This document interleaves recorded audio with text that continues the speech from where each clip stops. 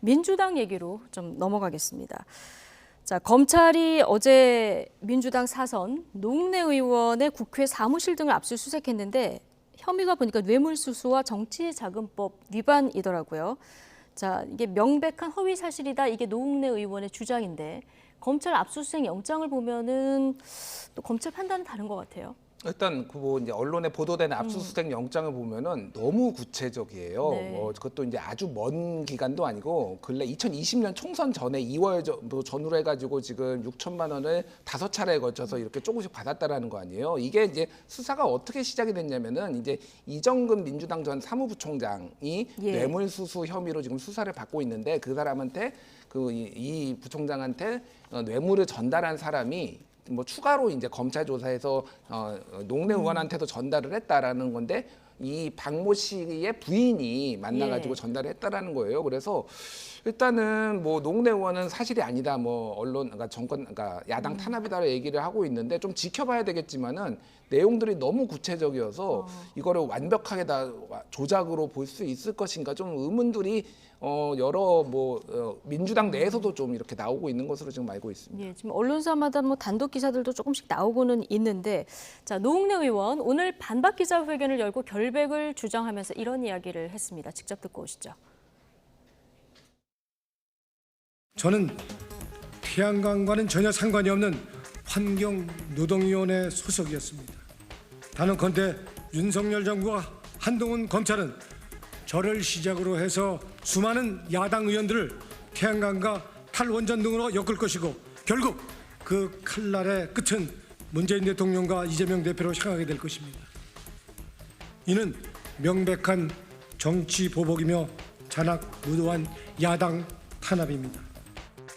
네, 저는 태양광과는 전혀 상관이 없는 환노위 소속이었다. 검찰의 칼끝은 문재인 전 대통령과 이재명 대표를 향할 것이다. 이런 주장을 했는데 어떻게 들으셨습니까? 뭐 아까 김진일 대표가 적절히 지적하신 대로 진술이라든가 그 정황이 너무 구체적이어서 거기에서 벗어나기가 참 쉽지는 않겠다라는 생각이 들고요.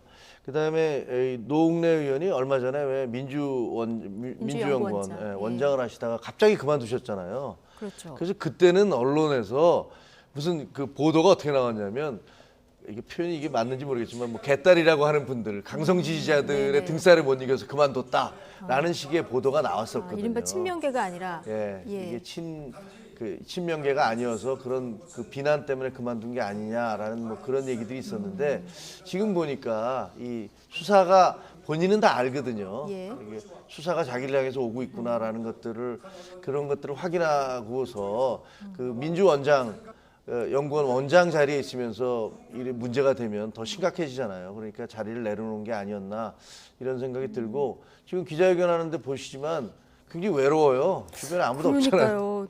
혼자 기자회견을 하더라고요. 네, 지난번에 정진상. 네, 정진상 실장이나 정진상 실장, 김용 그 씨에 대해서 그 경찰이 이제 압수수색 영장이 들어가나 할 때는 뭐 민주당 의원들이 여러 명이 주변에 서서 대변인이 나서서 막 그 반박을 하셨던 그런 거를 보면 아 이게 좀 현역 의원이 저렇게 사선입니다. 사선 의원이 지금 말한 대로 저게 무슨 뭐 정치 탄압이라고 얘기를 한다면 적어도 저런 경우는 사실관계가 그렇다 하더라도 동료 의원들이 와서 병풍을 좀 서주면서 으쌰으쌰하면서 그게 확실히 확정될 때까지는 좀 부인하고 힘을 실어주는 게 맞거든요. 그렇게 해왔거든요. 근데 저런 거 보면 아, 이 민주당 내에서 참 그 이재명 대표의 측근들과 측근이 아닌 사람에 대한 그런 대우는 저렇게 다르구나라는 것들이 뭐 아주 뚜렷하네요. 예. 저 화면 기자회견하는 장면 보시고 김준일 대표님은 어떤 생각하셨습니까? 외로워 보이네요. 외로워 보이는 건 맞는데 다만 이런 부분이 있어요. 왜냐면은 그것도 맞습니다. 뭐 이재명 당대표와 관련된, 그러니까 김용 정진상이 그냥 단순히 측근이 아니라 이게 이재명 대표를 겨냥하고 있다라고 민주당이 인식을 하고 있으니까 이게 당의 위기라고 어느 정도 인식한 거 하나. 또 하나는 이제 이거 김용 그리고 정진상 두 사람에 대해서는 당이 압수수색을 당했어요. 정확하게 민주연구원이고 뭐 이렇기는 하지만은 당사가 압수수색을 당했다는 것에 대해서 굉장히 불편함을 많이 느낀 의원분들이 많은 거죠. 그러니까 본인의 주거지가 침탈당했다. 그러니까 더 이제 격분한 것도 있고 아까 전에 말씀드렸듯이 민주당에서도 이거 맞아? 이게 정말로 보복 수사인가? 그러니까 네. 완전히 허위인가에 대해서 좀 의문을 가지고 있는 분들이 있어서 오늘 이거에 대해서 박찬대 최고위원이 좀 언급을 했거든요. 네.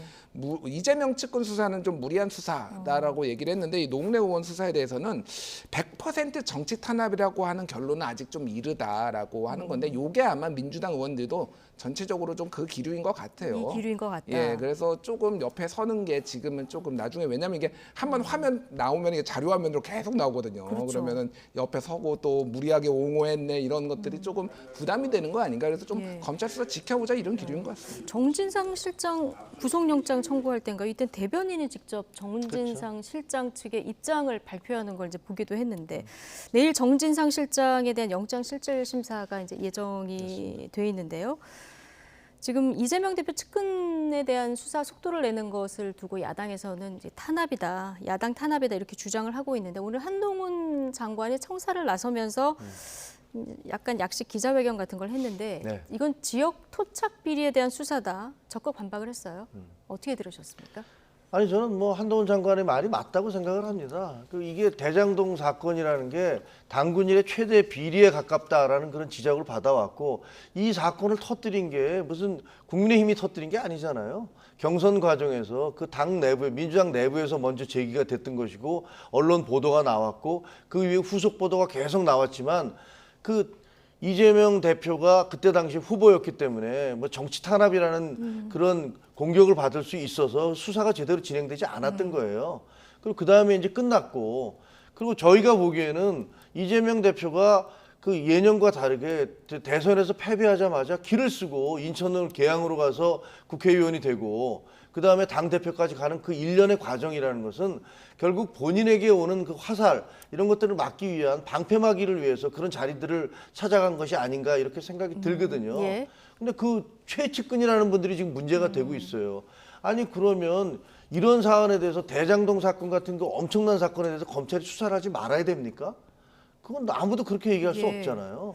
그러니까 김용 씨에 대해서는 구속영장이 이미 발부가 됐고, 예. 그다음에 이 정진상 씨에 대해서도 이제 영장 실질 심사가 있지만 유동규 씨가 나와서 계속 증언하는 걸 보면 그거를 저 사람이 무슨 악감정이 있다고 저렇게 구체적으로 진술을 예. 아까 뭐 진술의 구체성 말씀하셨지만 뭐 5층까지 걸어 올라가서 어떻게 줬고 박스에다가 돈을 얼마를 넣어줬고 이거 다 시연해봤더니 사실이라는데 예. 그것을 거짓말로 했다? 그건 좀 믿기가 어렵습니다. 예. 노웅래 의원 의혹에 대해서는 정치인 뒷돈 수사 막는 게 검찰 개혁이냐, 이건 국민을 속이는 거다 이런 오늘 입장도 한동훈 장관이 내놨는데 전체적으로 검찰의 지금 민주당 의원이나 관계자들에 대한 수사 어떻게 보고 계십니까? 마지막으로 좀 짧게 듣겠습니다. 예, 뭐 수사할 수 있죠. 예. 근데 왜 나쁜 놈이 민주당에만 있는지 의문입니다. 국민의힘에는 왜 아무런 수사가 없을까요? 뭐 그 외에 뭐 김건희 여사 수사 등등 해가지고 뭐 있는데 그냥 공평하게 나쁜 사람들 다 잡아넣기를 바랄 뿐입니다. 수사의 비례성 얘기를 또 해주셨습니다. 네, 오늘 두 분 말씀 여기까지 듣겠습니다. 김종혁 국민의힘 비대위원, 김준일 뉴스톱 대표 오늘 두 분과 함께했습니다. 고맙습니다. 고맙습니다.